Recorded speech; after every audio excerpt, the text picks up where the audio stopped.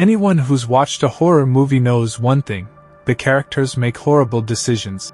But if they made good decisions, odds are we wouldn't have the movie. So here are some horrible decisions made by characters in horror movies, and I hope it goes without warning that there are spoilers ahead. Number 10. Jeepers Creepers. After practically being chased by a terrifying lunatic truck driver in the middle of literal nowhere, our main protagonists Darian and Trish spot the shady, sinister-looking character who is driving the truck, depositing what looks like a rolled-up corpse into a pipe at the side of the road.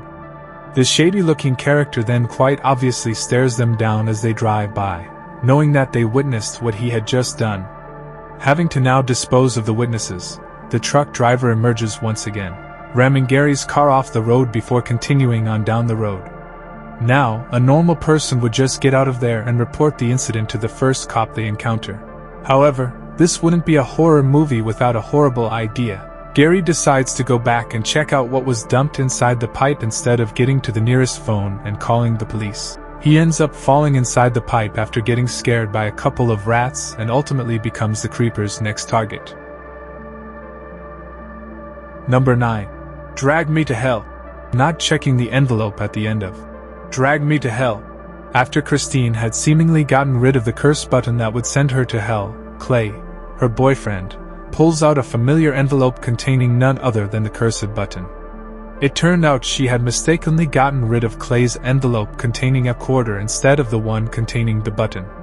Had Christine simply made the right decision and checked the contents of the envelope first, she would have been freed from the eternal curse. Number 8.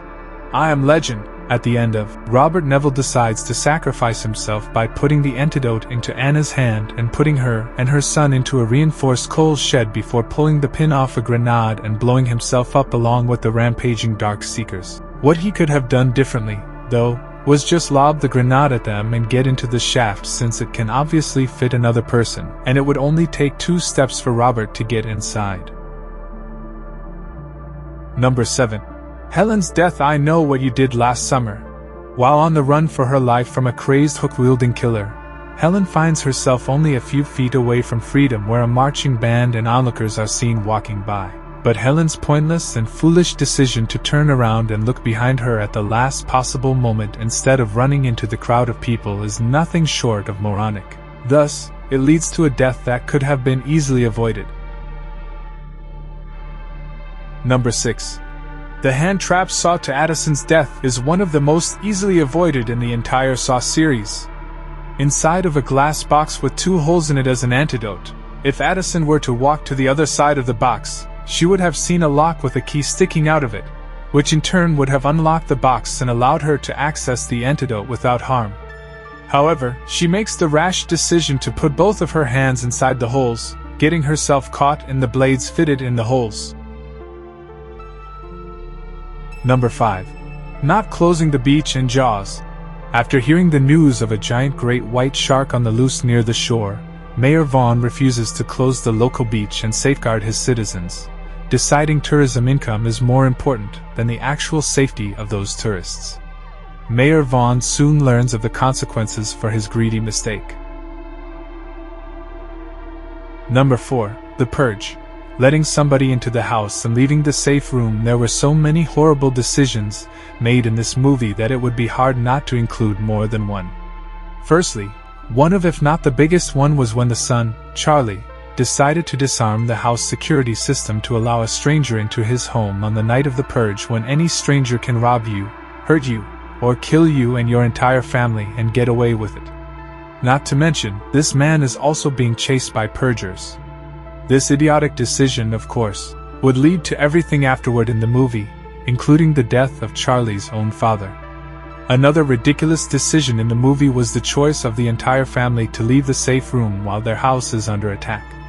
When a load of maniacs are set to break into your house baying for blood and you have a perfectly good safe room and a bunch of guns at hand, surely it makes sense to hold up there and blast away whoever so much as breathes near the door. But that would be too logical for a horror movie, so the family splits up, making themselves easier to pick off one by one. Number 3. Halloween Resurrection. trying to unmask Michael Myers in the beginning of the 8th installment of the franchise. Laurie Strode finally captures Michael Myers. As she gets ready to cut the rope that he's dangling on and end her nightmare forever, she decides to unmask him and see if it's really her brother. She fails to realize that even though he's hanging upside down, his hands are still free. Number 2, Scream. Tatum's death occurs when the Ghostface killer traps her in the garage. She actually manages to put up a good fight for a bit, getting the killer on the ground several times. However, instead of kicking the killer while he's down or looking for something to use as a weapon in the garage, she decides to crawl out a pet door, which is clearly too small for her to fit into. Number 1, Saw.